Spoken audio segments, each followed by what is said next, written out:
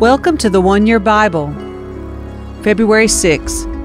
The Old Testament reading, Exodus 23, verse 14, through chapter 25, verse 40. Each year you must celebrate 3 festivals in my honor. First, celebrate the festival of unleavened bread.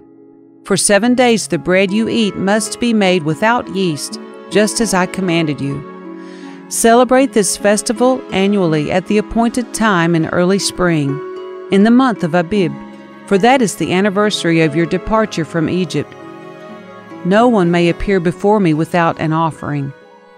Second, celebrate the festival of harvest, when you bring me the first crops of your harvest. Finally, celebrate the festival of the final harvest at the end of the harvest season, when you have harvested all the crops from your fields. At these 3 times each year, every man in Israel must appear before the Sovereign, the Lord. You must not offer the blood of my sacrificial offerings together with any baked goods containing yeast, and do not leave the fat from the festival offerings until the next morning. As you harvest your crops, bring the very best of the first harvest to the house of the Lord your God.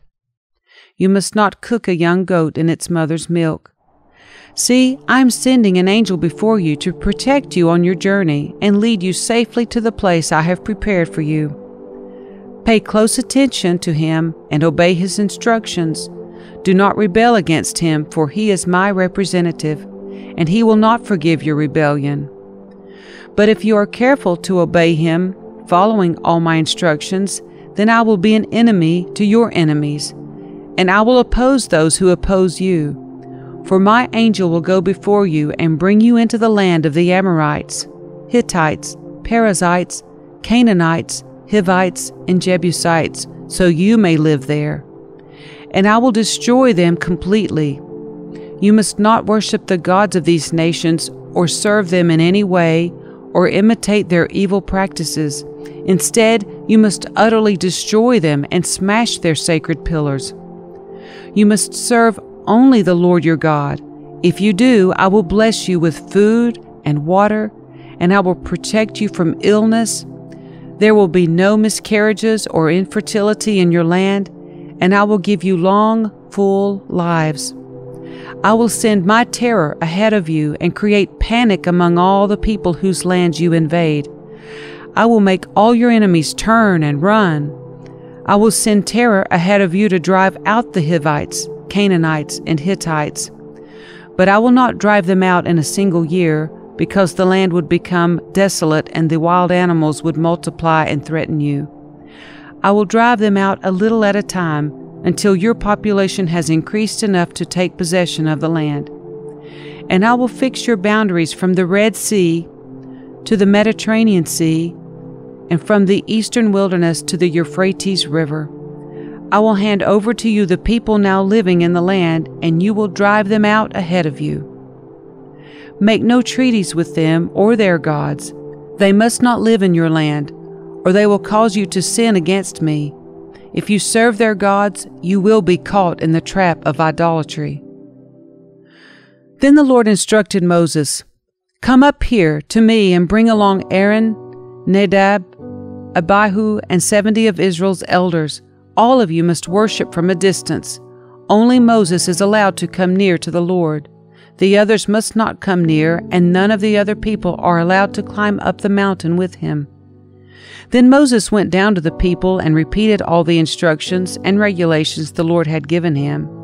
All the people answered with one voice, "We will do everything the Lord has commanded." Then Moses carefully wrote down all the Lord's instructions. Early the next morning, Moses got up and built an altar at the foot of the mountain. He also set up 12 pillars, one for each of the 12 tribes of Israel. Then he sent some of the young Israelite men to present burnt offerings and to sacrifice bulls as peace offerings to the Lord. Moses drained half the blood from these animals into basins. The other half he splattered against the altar. Then he took the book of the covenant and read it aloud to the people. Again they all responded, "We will do everything the Lord has commanded. We will obey." Then Moses took the blood from the basins and splattered it over the people, declaring, "Look, this blood confirms the covenant the Lord has made with you in giving you these instructions." Then Moses, Aaron, Nadab, Abihu, and the 70 elders of Israel climbed up the mountain. There they saw the God of Israel. Under his feet there seemed to be a surface of brilliant blue lapis lazuli, as clear as the sky itself. And though these nobles of Israel gazed upon God, he did not destroy them. In fact, they ate a covenant meal, eating and drinking in his presence. Then the Lord said to Moses, "Come up to me on the mountain. Stay there, and I will give you the tablets of stone on which I have inscribed the instructions and commands, so you can teach the people." So Moses and his assistant Joshua set out, and Moses climbed up the mountain of God. Moses told the elders, "Stay here and wait for us until we come back. Aaron and Hur are here with you. If anyone has a dispute while I am gone, consult with them." Then Moses climbed up the mountain, and the cloud covered it, and the glory of the Lord settled down on the Mount Sinai, and the cloud covered it for 6 days. On the 7th day the Lord called to Moses from inside the cloud. To the Israelites at the foot of the mountain, the glory of the Lord appeared at the summit like a consuming fire. Then Moses disappeared into the cloud as he climbed higher up the mountain. He remained on the mountain 40 days and 40 nights. The Lord said to Moses, "Tell the people of Israel to bring me their sacred offerings. Accept the contributions from all whose hearts are moved to offer them. Here is a list of sacred offerings you may accept from them: gold, silver and bronze, blue, purple and scarlet thread, fine linen and goat hair for cloth, tanned ram skins and fine goat skin leather, acacia wood, olive oil for the lamps, spices for the anointing oil and the fragrant incense, onyx stones and other gemstones to be set in the ephod and the priest's chest piece. Have the people of Israel build me a holy sanctuary so I can live among them.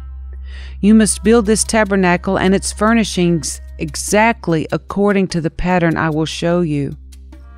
Have the people make an ark of acacia wood, a sacred chest 45 inches long, 27 inches wide, and 27 inches high. Overlay it inside and outside with pure gold, and run a molding of gold all around it. Cast 4 gold rings and attach them to its 4 feet, 2 rings on each side. Make poles from acacia wood and overlay them with gold.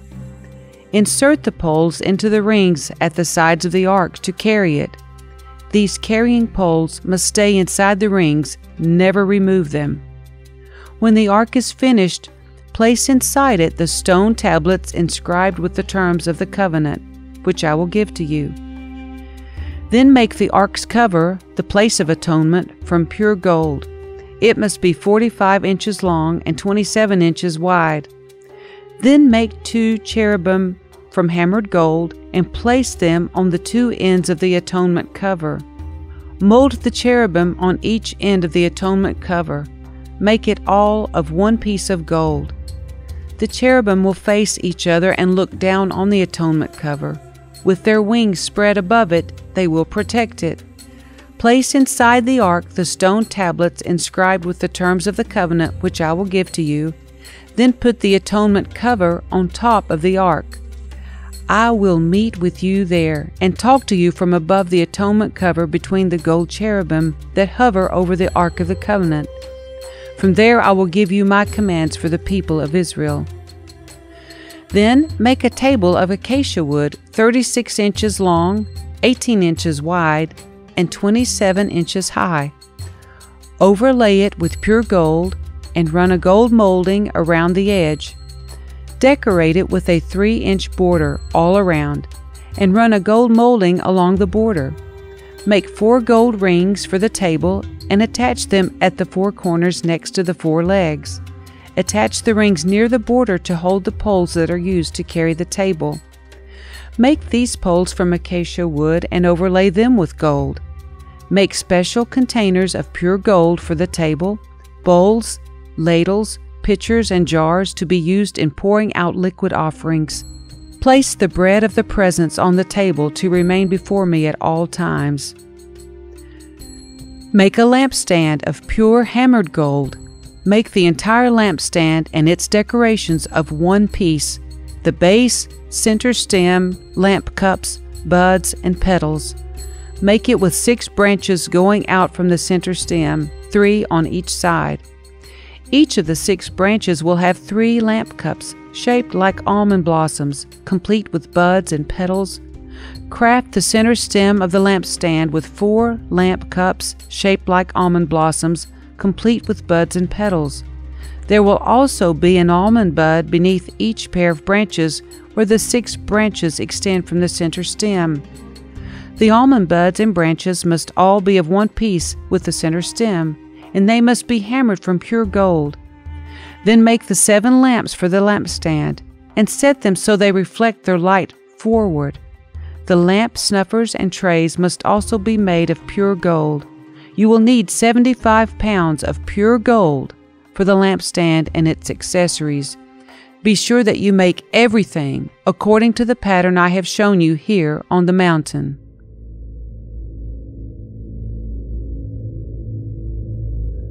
The New Testament reading, Matthew chapter 24, verses 29 through 51.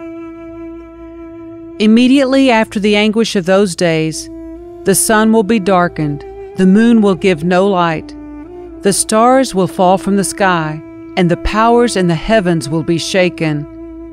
And then, at last, the sign that the Son of Man is coming will appear in the heavens, and there will be deep mourning among all the peoples of the earth.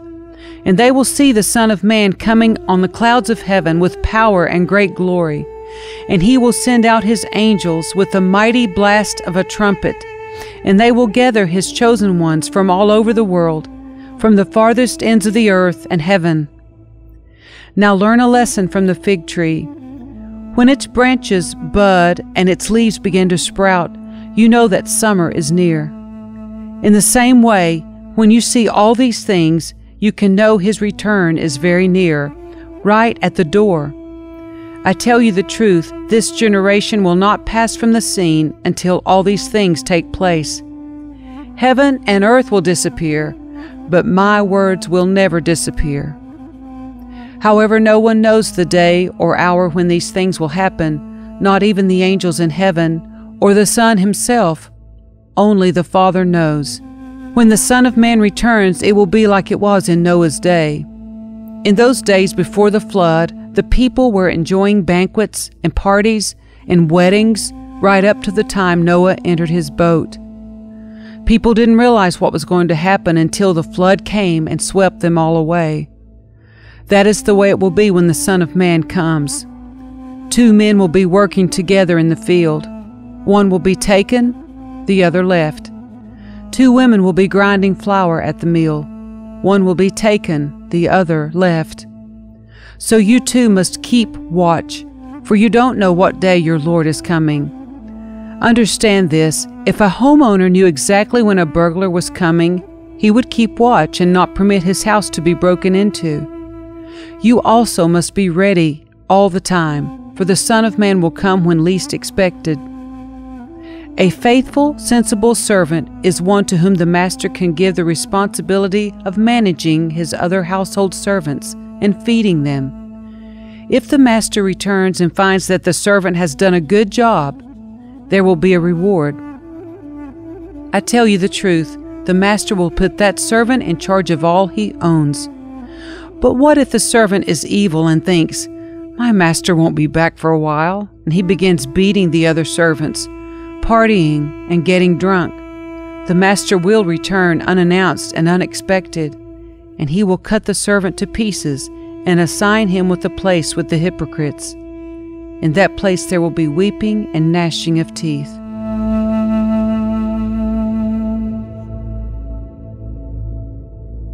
Psalm 30, verses 1 through 12. I will exalt you, Lord, for you rescued me. You refuse to let my enemies triumph over me. O Lord my God, I cried to you for help, and you restored my health.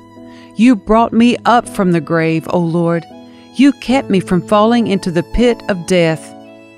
Sing to the Lord, all you godly ones. Praise His holy name, for His anger lasts only a moment, but His favor lasts a lifetime. Weeping may last through the night, but joy comes with the morning. When I was prosperous, I said, nothing can stop me now. Your favor, O Lord, made me as secure as a mountain. Then you turned away from me, and I was shattered. I cried out to you, O Lord.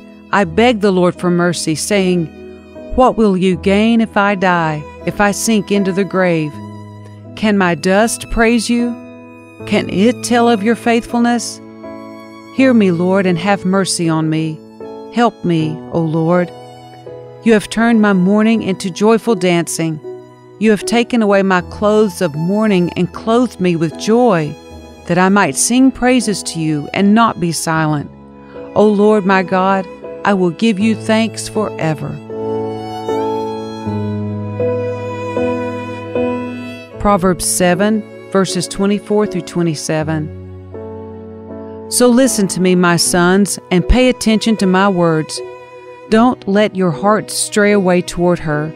Don't wander down her wayward path, for she has been the ruin of many. Many men have been her victims. Her house is the road to the grave. Her bedroom is the den of death.